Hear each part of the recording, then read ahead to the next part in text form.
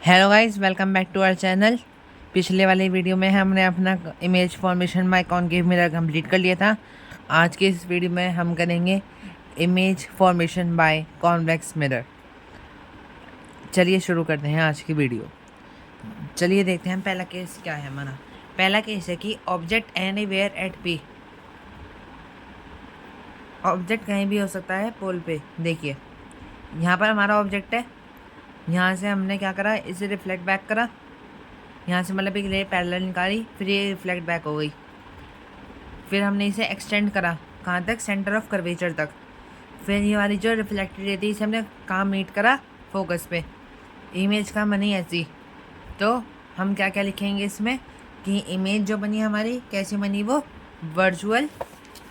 Virtual and erect. और कैसी image बनी हमारी, स्मॉलर, यानी कि या तो आप स्मॉलर लिख लें या फिर आप डिमिनिश्ड लिखेंगे तब भी आपका सही रहेगा। ठीक है। और इमेज कहाँ पर बन रही है, पॉलिश सरफेस पे। तो यानी कि कैसी बनी है, बिहाइंड दी मिरर। अब देखिए ये आता है हमारा ऑब्जेक्ट एट इन्फिनिटी। अगर कोई भी रे इन्फिनिटी से आती है तब क्या होगा, अगर कोई भी इन्फिनिटी से आ रही है तब वो रिफ्लेक्ट बैक हो जाएंगे, सबको फोकस पे आगे स्ट्राइक करेंगे हमारे रूल के हिसाब से।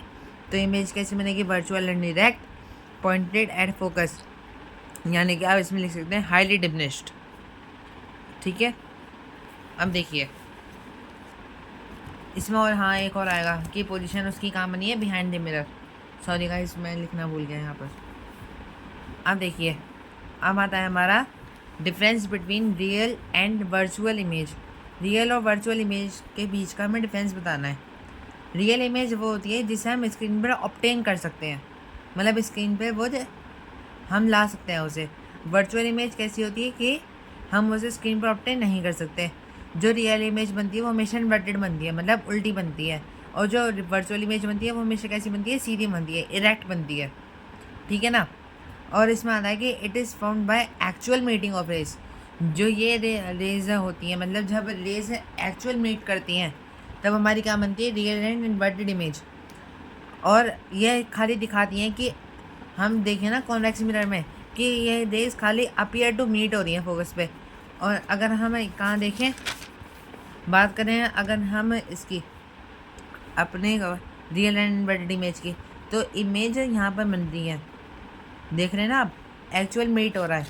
तो जहाँ पर अपीयर टू मीट होता है वहाँ पर क्या आती है, हमारी वर्चुअल इमेज। ठीक है गाइस। अब देख लीजिए ये कुछ बातें आएंगी जो आपको ध्यान में रखनी है कि real and inverted image mainly कहाँ पर बनेगी, कॉनकेव मिरर में। वर्चुअल इरेक्ट एंड स्मॉल कहाँ पर बनेगी, कॉन्वेक्स मिरर में। और आपने देखा होगा कि कॉनकेव मिरर में भी एक केस ऐसा है जहाँ पर हमारी इमेज वर्चुअल एंड इरेक्ट बनती है, बिहाइंड द मिरर बनती है, और वर्चुअल एंड इरेक्ट बनती है, वो बिटवीन एफ एंड पी वाला है। ठीक है। तो जिसमें स्मॉल बनेगी वो तो कॉन्वेक्स है, और जिसमें एनलार्ज बनेगी आप इसमें दोनों में डिफरेंशिएट कर पाएंगे। तो जहाँ पर एनलार्ज इमेज बनेगी वहाँ पर क्या आएगा हमारा, concave. What is the focal length of plane mirror. Focal length क्या होती है प्लेन मिरर की, जो प्लेन मिरर की जो फोकल लेंथ होती है वो क्या होती है, इन्फिनिटी होती है। क्या होती है, इन्फिनिटी।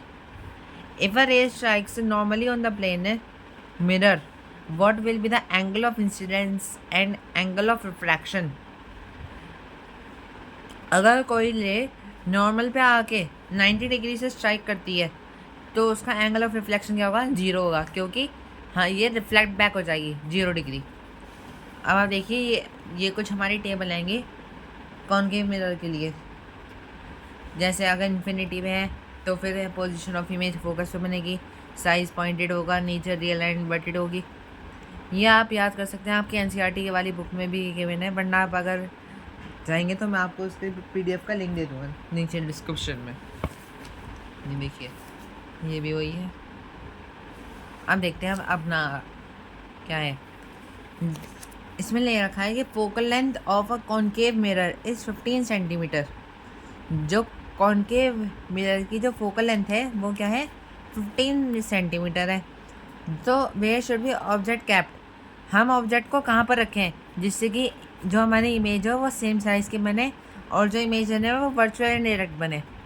तो ऐसा क्वेश्चन आ जाता है एग्ज़ाम में। ठीक है।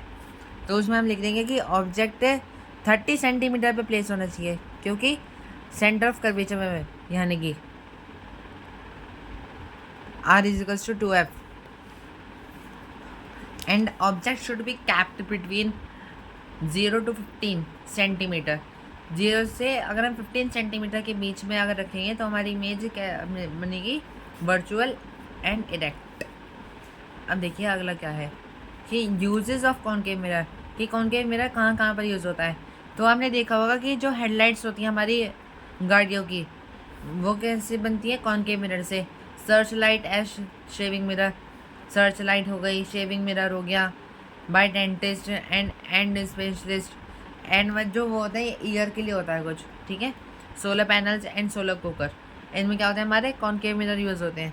रियर व्यू मिरर होता है, कॉन्वेक्स मिरर जो होता है रियर व्यू मिरर, जैसे गाड़ियों में देखा है आपने, जब बैक टर्न लेते हैं तब रियर व्यू मिरर में देखते हैं तो वो क्या होता है, कॉन्वेक्स मिरर का ही होता है।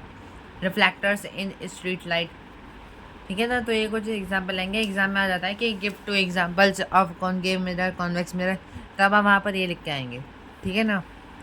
अब आप देखिए ये आता है आपका, अब क्या है हमारे पास, एक मिरर फॉर्मूला है। क्या है, मिरर फॉर्मूला। देखिए जब कोई रे, मतलब ये तो हमारा बियॉन्ड सी वाला बना रखा है मैंने आपको समझाने के लिए, कि जब ऑब्जेक्ट और जो मिरर के बीच का जो डिस्टेंस है उनसे हम किस से डिनोट करते हैं, यू से करते हैं, ठीक है। और जहाँ पर हमारी इमेज फॉर्मेशन होती है मिरर से, वो होती है हमारा वी, ठीक है। और जो फोकल लेंथ होती है वो क्या होती है, फोकस से पोल तक का डिस्टेंस।